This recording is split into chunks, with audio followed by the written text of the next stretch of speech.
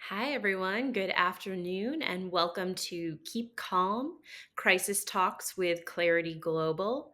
I'm Kristen Ingraham. I'm the president of Clarity North America, and I am joined today by Tamara Littleton, one of our Clarity Global Crisis Council members and the co founder of Polpeo, who does crisis simulation. Tamara, thank you so much for joining me today. Thank you, Kristen. It's great to be here. Absolutely. I know there's a million things that you and I can talk about when it comes to crises, whether it's preparing for them, responding to them. But I know one of the things that you and I have been talking about in particular when it comes to crisis management, again, preparing for or responding, is that so often crisis response is centered entirely around external stakeholders. The outside perceptions of an organization. And I know we both find that the internal stakeholders tend to be forgotten, particularly employees during a crisis. So, what I wanted to talk about today is how best to navigate team dynamics during a crisis. What do you think that brands and organizations need to consider when it comes to employee trust and confidence, the ability to be creative, and most importantly, to feel psychologically safe during a crisis? Do you think that there are particular obligations that exist for brands and organizations when it comes to this? It's such a great question. And I'm going to admit now that I'm slightly obsessed with psychological safety as a concept and also the great work done by Professor Amy Edmondson at Harvard. And it's such an important part of any company culture. And having a psychologically safe company means that during a crisis, individuals will be able to speak up and challenge authority in a safe way that could lead to better decisions being made during a crisis. Because we all know just how stressful it is to go through a crisis. Yeah. And sometimes they are over quickly, but sometimes they can last months. So your people are your biggest asset during a crisis. And the way they communicate out of the crisis is critical. But it's also about having a high performing team that trusts each other and supports each other and knows when to delegate and when to stand down and let others take over. No one is going to make a good decision when they're overtired or they're unsupported. So having like a really sort of crack team that practices and prepares together will come together when it matters. Kate and I at Polpeo, we just dropped a new podcast episode on our What Just Happened podcast, and it was covering the miracle on the Hudson River when the US Airways flight had to do that emergency landing on the Hudson. And what is fascinating is the transcripts of the communication between Captain Sully and first officer Skills. Um, they show such a high level of communication and trust with very few words used, and they're obviously completely in the flow, and they know exactly what to do and how to function together. And that is also the power of simulations and preparation, so that you can get to that level of readiness and rehearsal. So I think it's such an important part. I completely agree. And I think oftentimes there's um, sort of an incorrect correlation between reaching consensus and having camaraderie Mm. during a crisis. Can you talk a little bit about how important it is to really have different opinions and different perspectives brought to crisis response? In particular, if everyone is so singularly on the same page, is that is that always a good thing, or is that maybe mean that you're not considering an alternative perspective that you should be?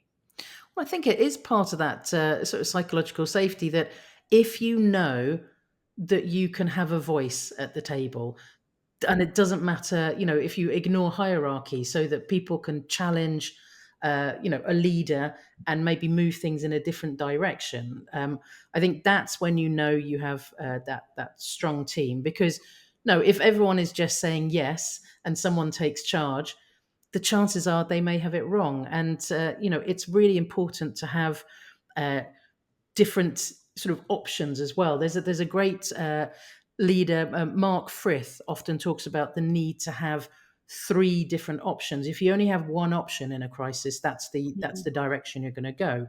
So you have to constantly think, what about different options? And then you can discount them, but it means that you are making better decisions. And this is all happening at such a fast pace in a crisis, or in Mhm. a crisis simulation as well. But I think having that confidence to really sort of raise the flag and say, is this the right direction we want to go to?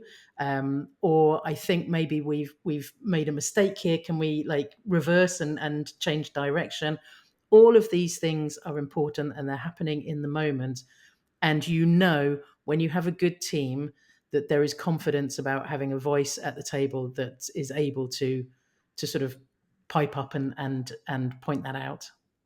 I could not agree more. And I think, so much of what we're talking about is having, diverse background. But I think when we also are talking about crisis response in particular, but obviously crisis preparedness as well, it's also important to have, really different professional backgrounds at the table. I know in my experience, if only legal or only communications are put in charge of a crisis, inevitably something really important is probably being overlooked. So I know in my experience, having sales, having IT, having like I said, legal, operations, communications, digital media involved really does strengthen and oftentimes shorten a crisis. Have you found that to be the case as well, particularly in crisis simulation, that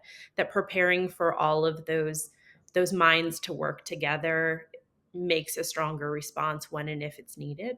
Yeah, absolutely. Those are the most advanced teams are the ones that put their full crisis team through a simulation that's not sort of relying only on the comms team, but does have legal, HR, tech. Just bringing in different departments so that everyone knows how they would actually react in a real crisis. And it is that diversity of thought. But I'll just go back to what you were saying before as well. It's in an ideal world, you'd have people in the room reflecting the customer base, and having diversity in all shapes and forms, including neurodiversity. It doesn't always get talked about, but having different sort of people thinking differently in the room in a crisis is incredibly powerful, to be able to sort of play different roles and pick up on different trends that are happening on social media, and being able to sort of feed that back into the room.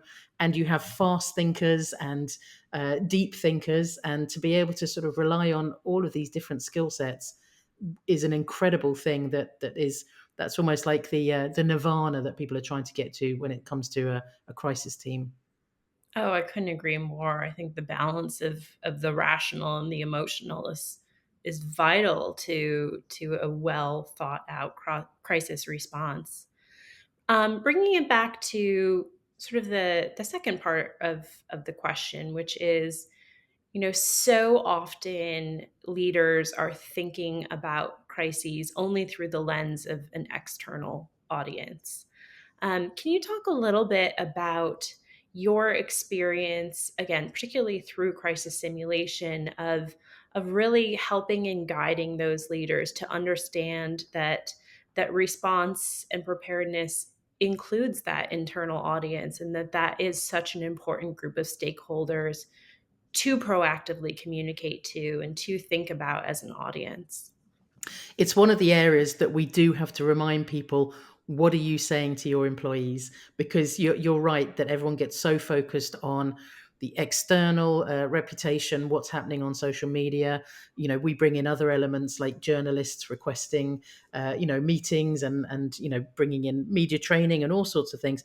But actually remembering to update your employees, they are your biggest asset, and they can either help champion the company during times of difficulty, or they might unwittingly make things worse by sharing information externally. I think we're all human, and it's so easy to go on social media and just share information of this is what's happening at my company, and things like there used to be a sort of a sense of you could do like an internal memo that stayed confidential inside a company. Those days are gone.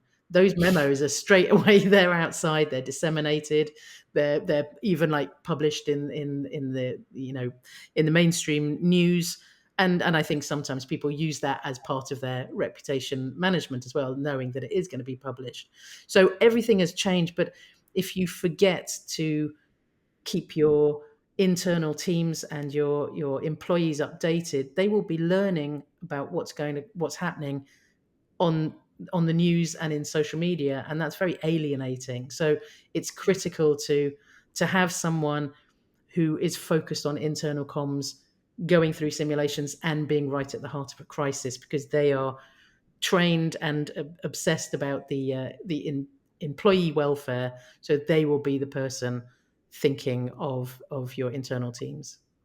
I completely agree. And I'm probably oversimplifying, but do you equate professional psychological safety with the fostering of loyalty and longevity in your workforce?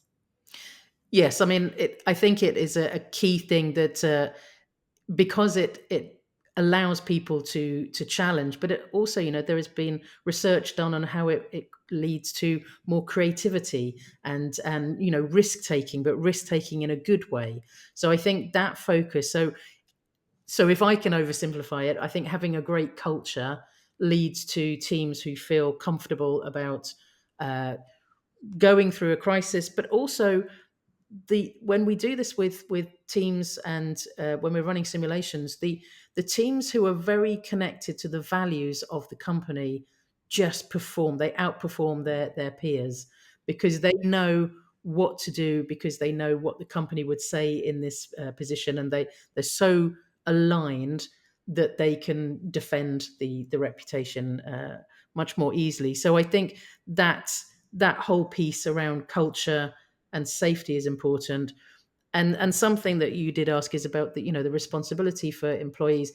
Some just minor things, it feels so small, but actually just making sure that people take breaks and they're rested, and that they can rely, they can delegate to their colleagues, and go and get some rest, because as we sort of said, that these can last days, weeks, months, and you're not going to perform well if you're not rested. But in order to do that, you have to have high levels of trust with your team. So it all comes back to culture.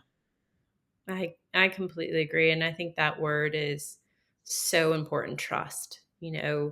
It's not just about that external stakeholder audience trusting in a brand or an organization, but it's really from the inside out and the outside in, that authenticity can come to life. And if you feel that an employee base does trust in the organization and live the values of that organization, that's sometimes the best crisis preparedness there is, because it's crisis avoidance. Absolutely. Absolutely. Well, thank you so much. I am thrilled to talk to you for Keep Calm Crisis Talks with Clarity Global, and I look forward to chatting with you more. Thanks again, Tamara. Thank you.